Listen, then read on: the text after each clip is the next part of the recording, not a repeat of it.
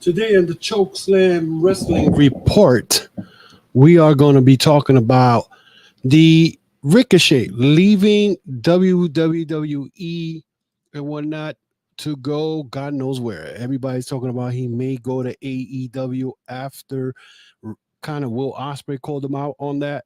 Also, we're going to be talking about what happened to TNA ratings after Jordynn Grace pretty much showed up in NXT. Nothing pretty much happened there. Also, we're going to be talking about Moxley versus Naito again, as Moxley was able to retain his title this morning in Japan. We're probably going to have a Naito versus Moxley at Forbidden Door at AEW. We're going to have that and much more on the Chokeslam Wrestling Report, and we are live. And so we're going to start it off. Is the moment we've all been waiting for the thousands in attendance and the millions watching around the world. Ladies and gentlemen, let's get ready to rumble!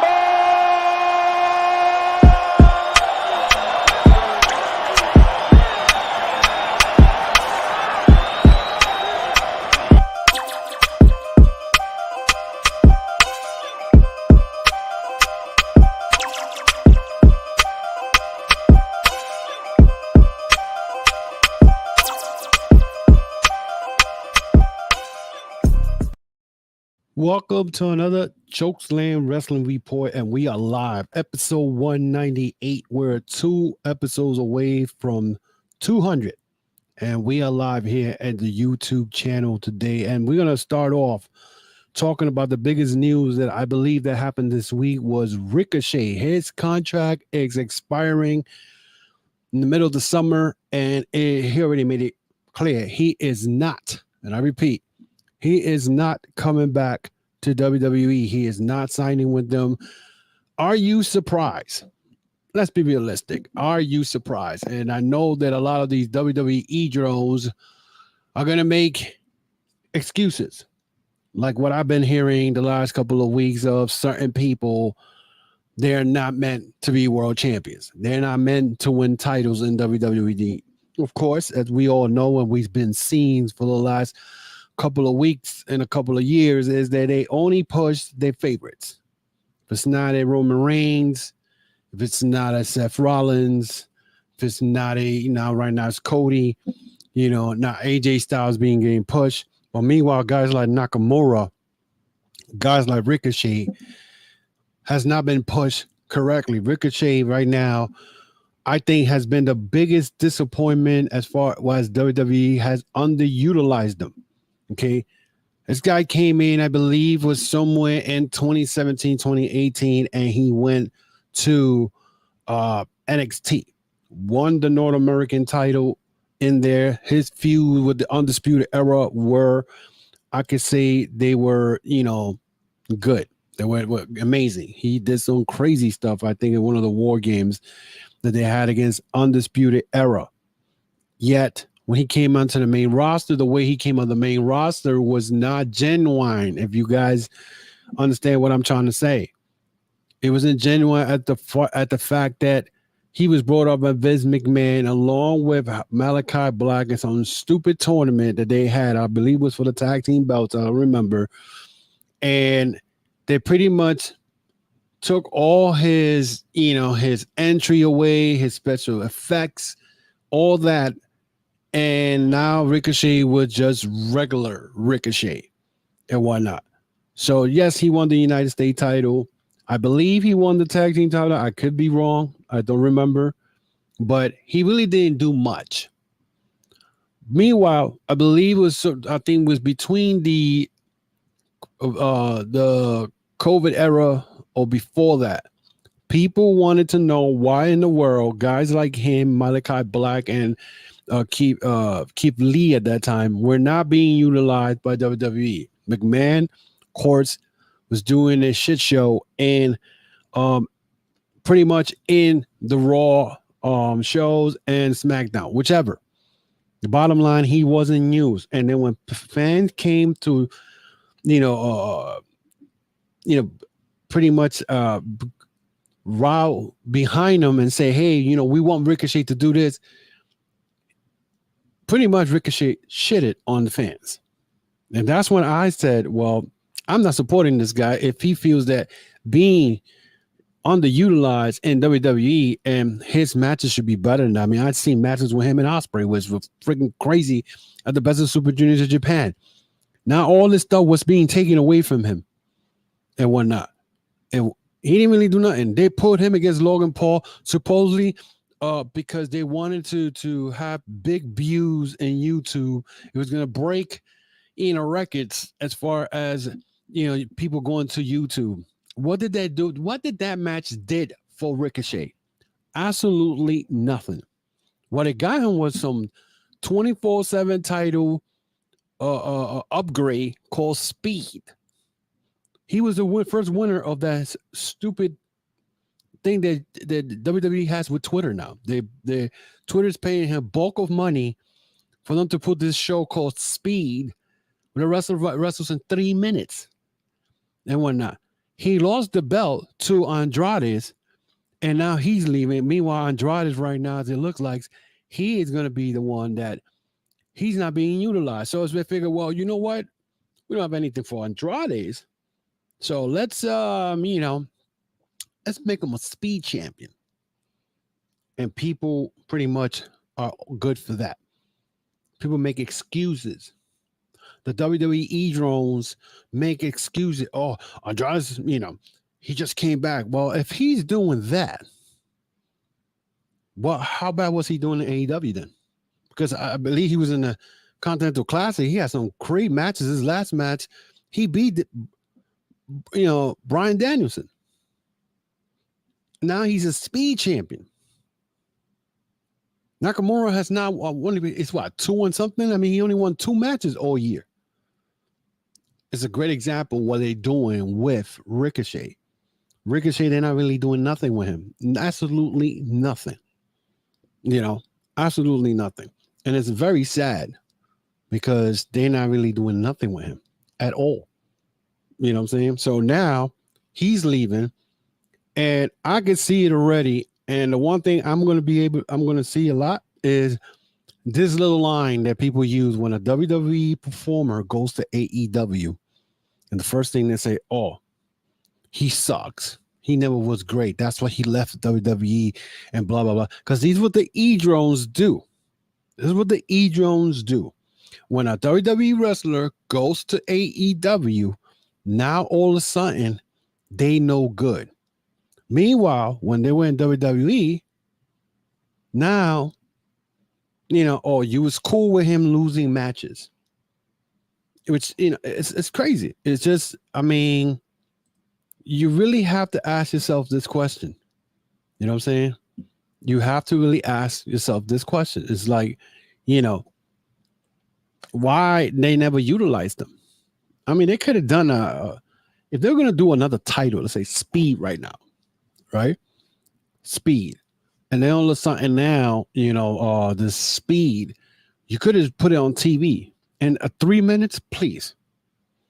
You know what I'm saying? Like, if you're going to want to give them a title, but a title for a match for 3 minutes, who does this? But everybody wants Papa H, who is the better. Say, oh, Papa H knows what he's doing, blah, blah, blah, blah. Yeah, meanwhile, this is a guy who he had on the NXT Black and Gold. He could have done a lot of great things with him. Now, he's leaving. Now, does he go to AEW? He may go to AEW, but I think AEW has too much wrestlers. They need to start cutting people out of AEW. You know what I'm saying? And, it's just, I don't know. I mean, he's better off going to Japan, maybe go to Japan the way he was at, because at the end of the day, he was Prince Puma in Lucha Underground. He was in Japan, became IWGP Junior Tag Team Champion with, who was the guy that wrestles in Matt Sydal. They were tag team champions. I mean, he could do a lot of things outside of WWE. Everybody wants to, oh, he should go to TNA. TNA's dying. So speaking of TNA and they dying, the TNA ratings didn't do jack doo-doo. Okay. The ratings did not change at all with Jordynn Grace showing up at the May 28th episode of NXT. Now, NXT Battleground is tonight and whatnot. I don't care to watch it. And the way I'm looking at this whole TNA thing, and the way I'm looking at it, I'm going to keep saying it. WWE is setting up NXT. I mean, not NXT, TNA, actually. They're setting up TNA for them to buy off Anthem. It's going to happen. I mean, if you look at the ratings for the past couple of months with TNA, they haven't broken 100,000 since January 25th, where Okada showed up at Impact or TNA, that first episode of the year. Everything else has been 74,000, 84,000, and whatnot. The fact, and I'm going to keep saying it, the fact that they even went as far as to reach out to WWE after they only had 500,000, not even 500,000. Let me correct that. I'm sorry. 500 pay-per-view buys on their last pay-per-view. 500 pay-per-view buys. Meanwhile, everybody jumps on AEW when they do the slight little thing, but nobody says shit about TNA. Is it because TNA nobody really watches it anymore? So I'm looking at the whole situation. Is it because the tribalism that continues to happen rampant in the wrestling community? I mean, I think some podcasters that, again, they know who they are. They have blocked me because I put him on the spot. And I might as well just say his name in here because everybody knows he's full of crap. JD from New York. This guy, he talks so much crap about TNA. Now all of a sudden, I'm hearing that he's praising TNA. Meanwhile, he's been making fun of his boy Jesse, who's a TNA fan, for months, for years, laughing. Somebody went and put on Twitter a compilation of him laughing at TNA wrestling. Now, for what I'm hearing, he's praising them all of a sudden. Well, we all know that WWE is setting TNA up the same way they set up Evolve, had them working for a couple of years, and once they grabbed all of Evolve's little wrestlers and brought them in NXT, Evolve is gone. They brought their library, Evolve is gone. But they only the reason they bought Evolve in the library was because some of the wrestlers from AEW has passed through Evolve. So the Orange Cassidys, the Young Bucks, all these wrestlers so now WWE owns that. When it comes down to all this nonsense, it all comes down that they're gonna go and take and try to help TNA. And when they know that TNA is not going nowhere, TNA is gonna crap out because TNA right now is not making no money. They're not making no money. Nobody can tell me else differently that they're making money. They're not making no money at all. They're not making no money. Okay? Because at the end of the day, if you look at it, you know what I'm saying? TNA right now can't even break the 100,000 without big names. And mind you, they were working with New Japan Pro Wrestling, and even that, it's not a good option for them right now because New Japan has lost so many wrestlers, the exodus, and most of them are AEW. You know what I'm saying? Even though right now New Japan and AEW are working close along with CMML, which I'm going to be talking about Moxley and Naito in a few minutes. But this Jordynn Grace appearing on NXT on May 28th did not help TNA at all in the ratings. TNA, when they worked with AEW, there was a slight, they had 150,000 during that time, that between, I believe it was January of 2021 all the way to October 2021, where they decided they didn't want to work with AEW no more and go work with New Japan, which said to me, they use AEW to break in a relationship with New Japan Pro Wrestling, which kind of now backfired because right now New Japan is suffering from, from young talent. Now they may be a while before they get back into the scene where they're at, and now they have a working relationship with WWE. But how good is that going to happen? When Moose is the world champion, are we going to see Moose pop out somewhere in SummerSlam or whatever? It can happen, but again, nothing has changed. They got rid of Scott D'Amore, and I'm going to say right now, them losing Scott D'Amore is the biggest loss that TNA has, because there's nobody can replace Scott D'Amore. The mindset of this man Even Will Ospreay said AEW should hire Scott D'Amore. And if that's to happen, you can say goodbye to TNA. TNA is going to get bought by WWE. It's just a matter of time. Okay? They season the meat. They're about to cook them and whatnot. Because that's what WWE is doing. There's no such thing in WWE as Forbidden Door. They don't care about no other promotion. They only care about them. They see every other promotion as a threat. Whether they're small, whether they're big, they see every promotion as a threat. People talking about, oh, they're going to go and work with All Japan Pro Wrestling. That's another promotion in Japan that's dying slowly, a slow death. When they on life support. Okay. Noah still working with New Japan. Do they really want to work with WWE? Because they were on life support a couple of years ago. Do you really want to do that? So we'll see about that. Also, this morning, Jon Moxley was able to fend off Mr. Evil and retain his IWGP title, but Naito stepped into the ring and challenged Moxley for the title again for this time at AEW New Japan Pro Wrestling Forbidden Door. I think this will be Moxley's run as IWGP champion, the end of it. Because I don't see New Japan having someone keep that belt off New Japan soil. The fact that a lot of wrestlers in New Japan were not happy at the fact that, Moxley is not in Japan. A lot of these wrestlers, the culture in New Japan is the world champion before a big main event is always in Japan, either to participate in tag team, and the road to whatever, road to Dominion, road to this, any road to event. They always have the champion in tag team matches, whether it's tag team, 3-man, a 4-man, a 5-man, whatever, 10-man, whatever the case may be. But at this point, Moxley's been in AEW. His run as the New Japan IWGP World Champion is going to come to an end at Forbidden Door. I see it. There's no way that they're going to go and have Naito lose again to Moxley. It's not going to happen. Naito's going to win the belt back and whatnot, and we're definitely going to see a new champion coming up at Forbidden Door. So, and speaking about New Japan, Great O'Khan made a comment. He believes the exodus of New Japan Pro Wrestling will continue until financial strength is increased and whatnot.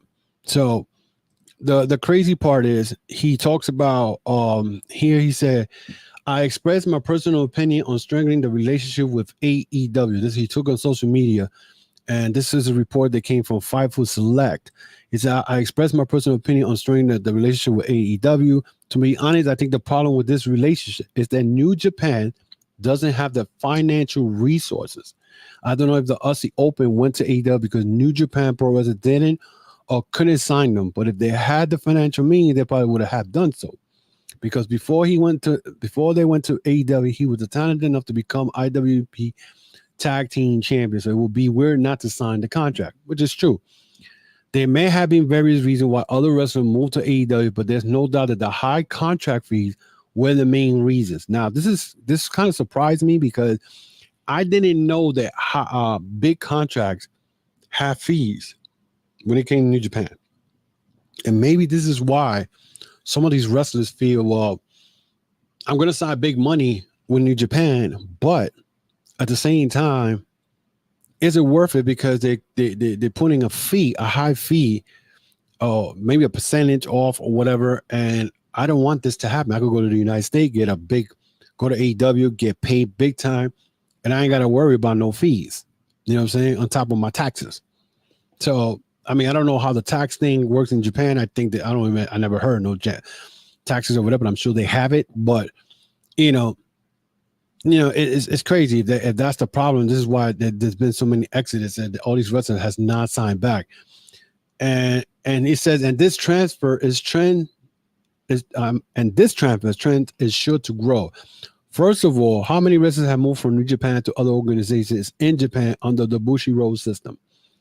Other organizations in Japan has countless names. In the past, all organizations could make a living just for professional wrestling, and there wasn't much different in sales, so there was a lot of movement between them. The reason there haven't been any recently is clearly because New Japan Pro Wrestling is a big hit in Japan. I think the main reason he didn't leave New Japan and go overseas was because he was at risk. I don't know who he's talking about because he keeps saying he. And he's probably talking about Will Ospreay. So,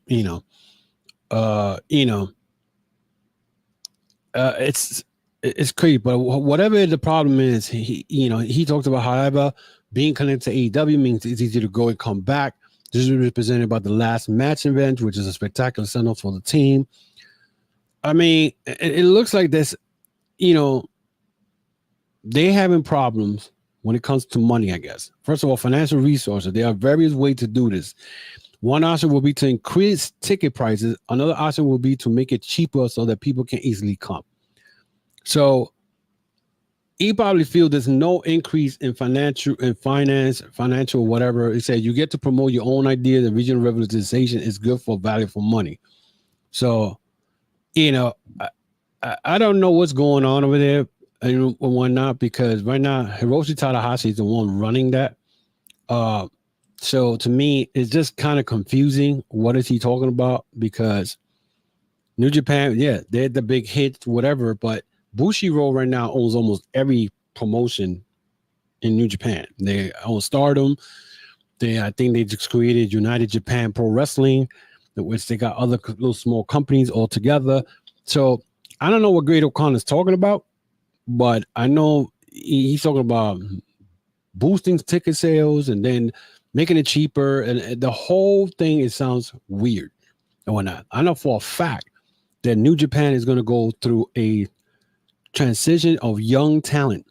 And the guys like Hiroki Goto, Yoshihashi, Naito, those are the three main guys who like they old already. They've been around. You don't see Minoru Suzuki's about to retire. He's not around. You got Taishi, who's a young wrestler. You got Bullet Club, but you got David Finlay, who is the main, the main guy, the main, heel in the company with the Bullet Club. But I don't know. But New Japan's gonna have a long situation going on. So who knows? But in other news, real quick, we had Gabe Kidd, who out of nowhere was talking about The Rock. Don't know why he's calling out The Rock, but he said, I'll beat the shit out of The Rock. If you want some real wrestling, come to New Japan. So when I read this is crazy because, earlier in the year during the run at WrestleMania 4, The Rock routinely reminded interested that fans that he had made wrestling cool again. This earned some response throughout the wrestling world, and not even the New Japan Strong Openweight champion has commented. While speaking to wrestling in recent interview, Gabe Kidd made it clear that he beat the shit out of The Rock, given the opportunity, and the real wrestling is in New Japan. He said, F The Rock as well. I'll beat the shit out of The Rock. I'll slap the shit out of The Rock, little part-timer. You want some real wrestling? Come to New Japan. So, it's crazy. I don't know why he's doing it. I'm sure that he's probably getting this for clout, but just to make things interesting, a lot of people are not familiar with Gabe Kidd. But Gabe Kidd in Japan, he is a dangerous dude. This is this guy who went and suplexed Eddie Kingston through a table, and that's how Eddie Kingston broke his tibia and he's out for 9 months. So, that guy, he's a nutcase. He's part of Bullet Club, so I'm not surprised. Tony Khan said this week, he's out book wrestling for the sickos because that's what I am and that's who I care about. So, to me, this guy, I don't know. I really don't know, most of the time what he's talking about. But Tony Khan this week tweeted something to the effect of, he books for the sickle. He said, a lot has been said in both directions about Tony Khan's booking OLE Wrestling and Ring of Honor across the wrestling industry, with a large criticism being random dream matches for those that are not fans of his booking. On Thursday night, Tony took social media and announced several matches for AEW Collision, AEW Dynamite, and had frank and honest response to see criticism, noting that he books for sickos because that's who he is and who he cares about. Of course, Tony Khan took advantage of this because, you know, sometimes you have to do it to these trolls. He said, I book wrestling for the sicko because that's what I am and that's who I care about. They put hashtag AEW Dynamite, hashtag AEW Rampage, hashtag AEW Collision, hashtag Forbidden Door. He said Tony also took a shot at bots, telling people to wake them up and tell them the fun is being had. He wrote, wake up bots and tell them that we're having fun over here at AEW. So I was him. And this is my last part here that I want to talk about. If I was him, I won't put no freaking mind to any of these people, because this is what it is. You pull minds to these, you know, these clowns and everybody on the, you know, in the Twitter world, especially Twitter. Twitter and Facebook is just full of toxic, dumbass individuals. And honestly, for me, I don't like even responding to some of these people, because it's just a waste of time. And this is what Tony Khan is. You're pretty much giving them the time and the day to respond to these clowns. I was him. I just stay quiet and do what you're supposed to do. And that's it. You know what I'm saying? But the tribalism that continues on the IWC is incredible. I mean, I had people that pretty much got upset at me, blocked me, took me out. They don't want me to be part of their podcast no more. I listen, at the end of the day, you can't make everybody happy. You can't. You know what I'm saying? And some people got people working with them, doing podcasts and promoting their podcasts, and they honestly, they are toxic themselves. Honestly, you know, if you can't have a conversation with people and have differences without getting upset and, you know, cursing people out or blocking them, you know, this is what we're always going to have in the IWC. And I don't have time for that. I don't have to be dealing with that. And it is what it is. So, you know, what else can you say? What else can you say? But it's just sad. It's just really sad how things are out here in the wrestling business. It's just sad. But anyway, that is it for me today, guys. And again, I want to thank those who have, you know, supported the podcast and whatnot. And I'm going to try to do this live stuff once in a while, but, you know, because, you know, somebody's watching. All I can say is somebody's watching my YouTube channel, and they are worrying about how many views I'm getting. That's all I got to say. So I'm going to leave it at that. But how many views I'm getting and how many subscribers I'm getting. So apparently I'm a threat to the podcast industry. So I say I just get in here and have fun. That's all I do. But it is what it is. So after all this, I'm gonna let you guys know where you can follow me. You can follow me on Facebook, Instagram, Twitter, and of course, subscribe to the YouTube channel. Hit that thumbs up.